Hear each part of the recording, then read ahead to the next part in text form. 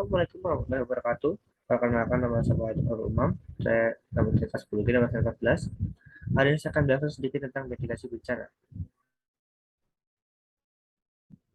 Mitigasi bencana. Mitigasi bencana adalah serangkaian upaya untuk mengurangi risiko bencana, baik melalui pembangunan fisik maupun penyadaran dan peningkatan kemampuan menghadapi ancaman bencana. Pasal 1 ayat 6 PP nomor 21 tahun 2008 tentang penyelenggaraan penanggulangan bencana. Pada hari ini kita akan membahas 4, yaitu kebakaran, gempa bumi, banjir, dan tsunami. Kebakaran.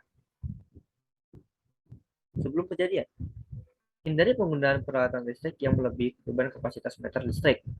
Yang kedua, pemasangan instalasi listrik di rumah jangan terlalu banyak sambungan isolasi, karena bila terkena panas, listrik mudah memuai dan mengelupas. Selanjutnya, pada saat listrik padam, jangan meletakkan lilin dekat dengan bahan yang mudah terbakar. Selanjutnya, hindari peralatan dan bahan yang mudah terbakar dari jangkauan anak-anak. Selanjutnya, memeriksa secara berkala instalasi listrik di rumah. Apabila ada kabel rapuh, sambungan atau stop kontak yang aus atau tidak rapat, segera ganti dengan yang baru. Lalu, memeriksa kondisi tungku masak dan segera ganti jika ada yang bocor. Selanjutnya, menempatkan bahan-bahan yang mudah terbakar pada tempat khusus. Jangan bercampur dengan bahan yang dapat menimbulkan reaksi kebakaran. Selanjutnya, menyiapkan alat pemadam kebakaran, air, pasir, serta karung goni yang dibasahi di lingkungan sekitar. Paham menggunakan alat pemadam kebakaran dan paham teknis memadamkan api.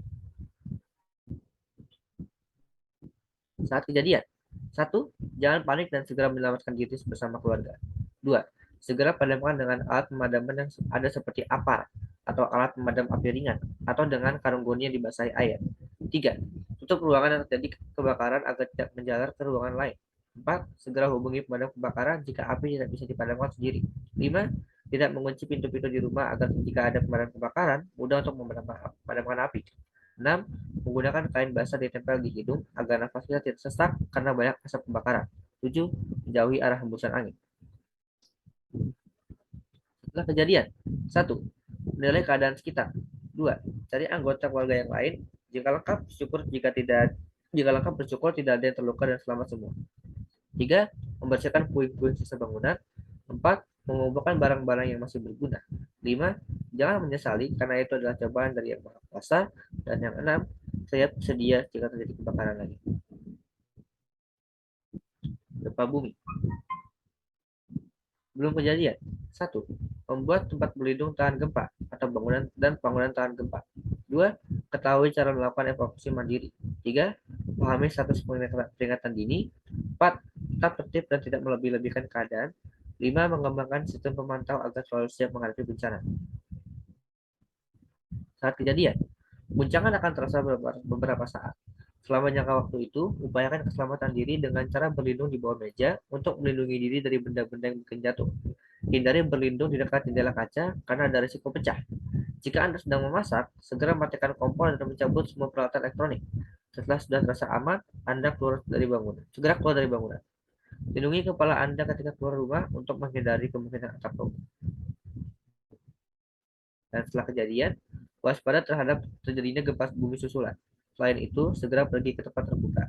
Tunggu informasi dari pihak berwenang jika keadaan sudah aman, sebelum kembali beraktivitas ke dalam ruangan.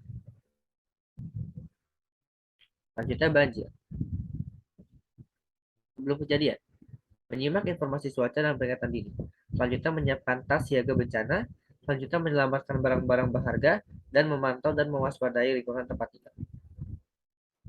Saat kejadian, mematikan aliran listrik dan gas, mengambil tas siaga bencana, pergi ke tempat yang lebih tinggi, dan menginformasikan lokasi tempat berada untuk evakuasi. Setelah kejadian, meninggalkan lokasi tergenang air, menghindari dan mewaspadai arus air yang kuat dan genangan yang dalam, menjauhi tiang listrik atau sumber listrik, dan menunggu arahan yang berwenang dan jangan kembali ke rumah sebelum surut. Selanjutnya, tsunami. Belum kejadian, nyalakan radio untuk mengetahui apakah tsunami terjadi setelah adanya gempa bumi di sekitar wilayah pantai.